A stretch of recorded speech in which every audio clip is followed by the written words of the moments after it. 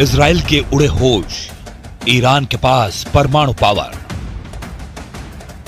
भले ही Hamas chief Haniyeh को मारकर इजराइल ने हमास की कमर तोड़ दी हो, भले ही हिजबुल्लाह के टॉप कमांडर फऊद शुकर को मारकर इजराइल ने अपनी लड़ाकू क्षमता साबित कर दी हो, लेकिन अब इजराइल का पाला ईरान से पड़ा है, जिसने इस बार ईरान पर ऐसा पलटवार करने का वॉर प्लान तैयार किया है कि इजराइल और अमेरिका के होश फाख्ता हो गए हैं। इजरायली मीडिया में दावा किया गया है कि रूस के राष्ट्रपति पुतिन ईरान के साथ चट्टान बनकर खड़े हो गए हैं और पुतिन ने ईरान को जंग करने के लिए परमाणु क्षमता वाली मिसाइलें भेज दी हैं।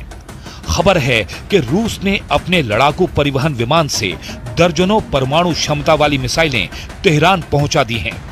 दावा तो यहां तक किया जा रहा है कि अगर तेहरान ने इनमें से एक भी मिसाइल से इजराइल पर हमला किया तो इजराइल का विनाश कोई नहीं रोक सकता। आप जरा इन तस्वीरों को देखिए।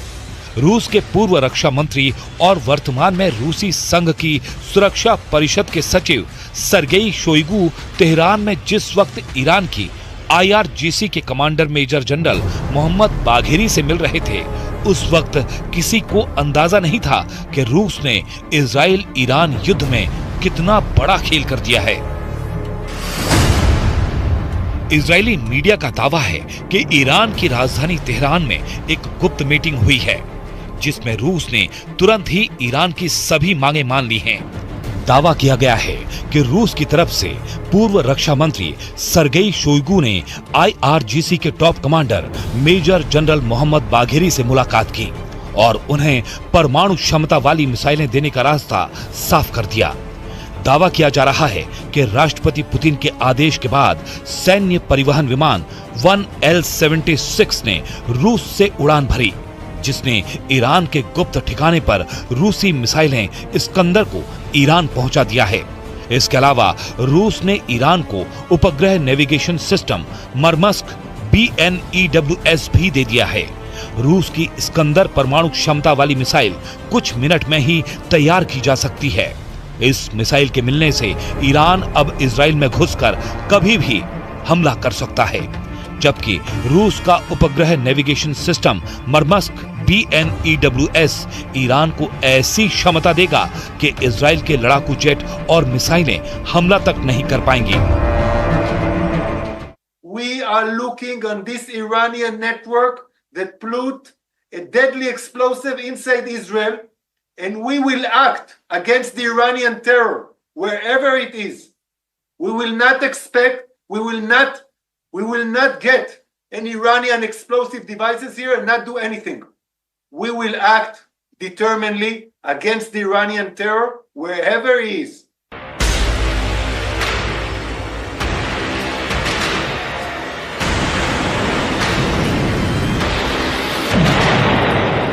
अब सवाल उठता है कि रूस ने इतना बड़ा जोखिम लेकर ईरान को परमाणु क्षमता वाली मिसाइलें क्यों दे दी? तो इसका सीधा सा जवाब है, ईरान ने अपने देश को वजूद पर रखकर यूक्रेन युद्ध में रूस की जबरदस्त सैन्य मदद की है। जंग में ईरान रूस की 900 दिनों से मदद कर रहा है। अब तक ईरान रूस को हजारों रॉकेट, सैकड़ों आत्मघाती ड्रोन दे चुका है, जिसमें शाहिद और मुहाजिर सीरीज के ड्रोन भी शामिल हैं। रूस को ईरानी हथियारों से यूक्रेन को तबाह करने में जबरदस्त मदद मिली। यहां तक कि नेटो और अमेरिका के हथियारों को भी रूस ने ईरानी हथियारों से उड़ाया। लेकिन अब ईरान की राजधानी में जिस तरह से हमास चीफ हानिया को मारा गया है, तो रूस ने ईरान की जमकर मदद करने का वादा पूरा करना शुरू कर दिया है। जरा देखिए रूस के हथियार कैसे ईरान के लिए ब्रह्मास्त्र बनने जा रहे हैं।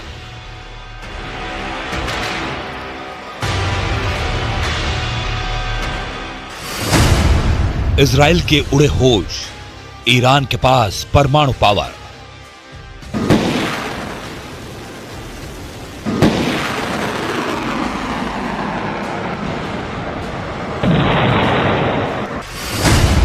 ईरान की मिसाइल जरूरतों के मद्देनजर उसे रूस ने इस्कंदर मिसाइलें दी हैं।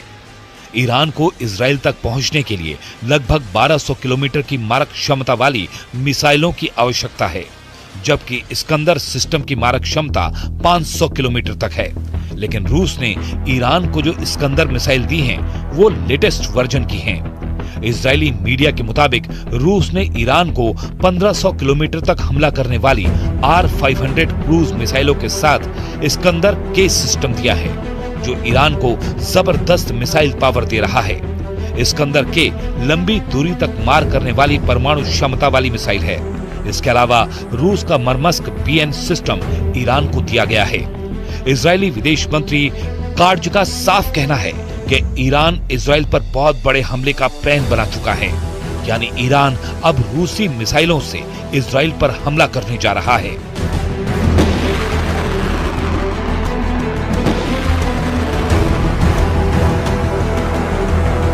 رژیم صهیونی جنایتکار و تروریست با این اقدام زمینه مجازات سختی را برای خود فراهم ساخت و خونخواهی او را که در حریم جمهوری اسلامی ایران به شهادت رسید وظیفه خود می‌دانیم.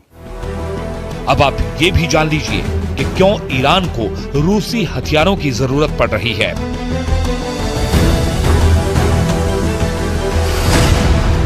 145 देशों की सूची में ईरानी सेना का 14वां स्थान है, जबकि इजरायली सेना इस लिस्ट में 17वें नंबर पर आती है। अगर सैनिकों की संख्या की बात की जाए तो ईरान के पास 6,10,000 सैनिक हैं, वहीं इजराइल के पास 1,70,000। लेकिन ईरान की हवाई ताकत कमजोर है। ईरान के पास कुल 551 एयरक्राफ्ट हैं, तो इजराइल के पास 612 एयरक्राफ्ट हैं। ईरानी सेना रैंकिंग के मामले में भले ही इजराइल से आगे हो, लेकिन जमीन पर वो कमजोर ही नजर आती है।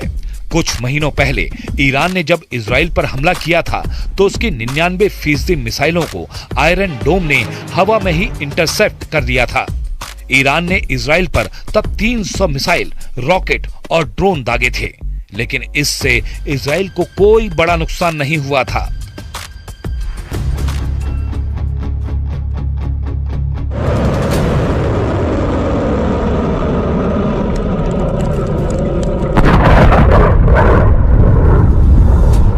अब ऐसी हालत में पुतिन ने जिस तरह से ईरान का साथ देने का ऐलान कर दिया है, उससे अमेरिका और इजराइल को जबरदस्त झटका लगा है, क्योंकि खबर यह भी है कि ईरान अपने दम पर परमाणु हमला करने की क्षमता हासिल कर चुका है।